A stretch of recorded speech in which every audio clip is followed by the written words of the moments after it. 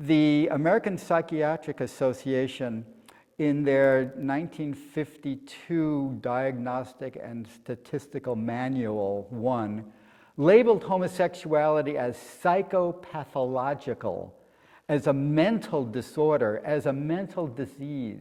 They defined who we were.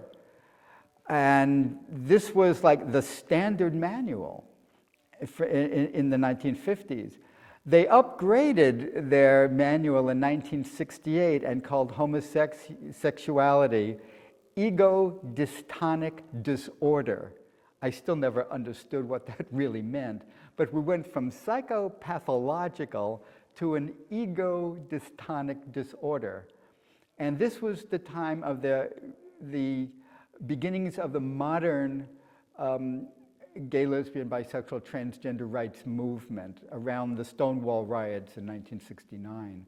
So in 1971, I was a member of the Gay Liberation Front in Washington, D.C., and we organized a demonstration against the American Psychiatric Association annual conference in Washington, D.C. at the Shoreham Hotel. We joined with people from the Gay Activists Alliance, from the Mattachine Society, and we specifically wanted to pressure them and to tell them that they did not have the right to define who we were. We were not psychopathological. We did not have an ego-dystonic disorder. We were happy living our lives, and for me, liberation is the freedom to define yourself.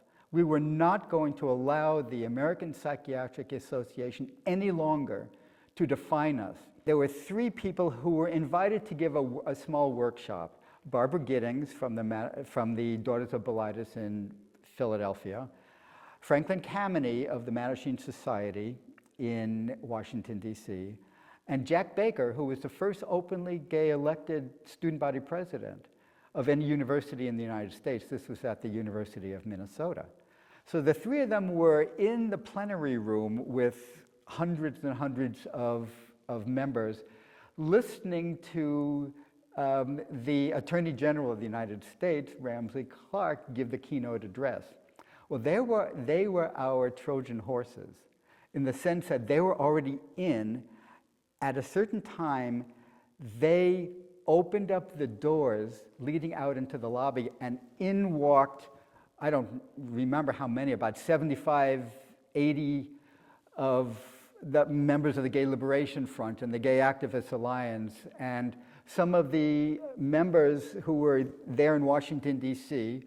To protest the government and Vietnam. So we went in there, and the psychiatrists got up and they started pushing us out, calling us names, hitting us. There were a group of older men in the front row with these gold medallions, their Lifetime Achievement Awards, and they were hitting us.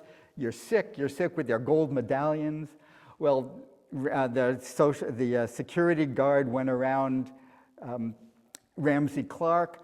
Franklin Kameny from the Mattachine Society grabbed the podium and the microphone and declared war on the Psychiatric Association.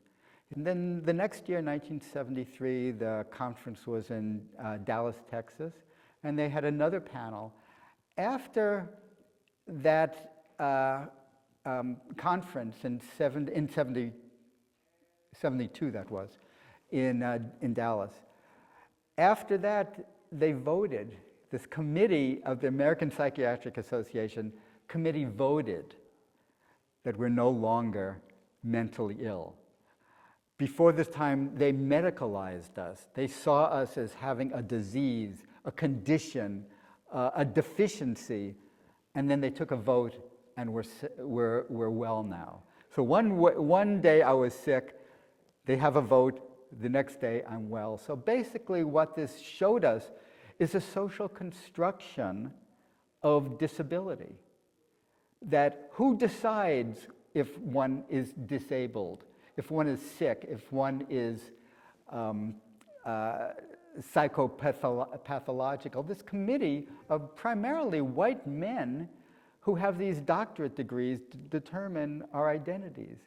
So, I mean, that showed me the power of the people to define who we are. And again, that liberation for me is the power, the capacity, the will, and the desire to self-define. Because if you can self-define, if you can control your body, you can control your mind.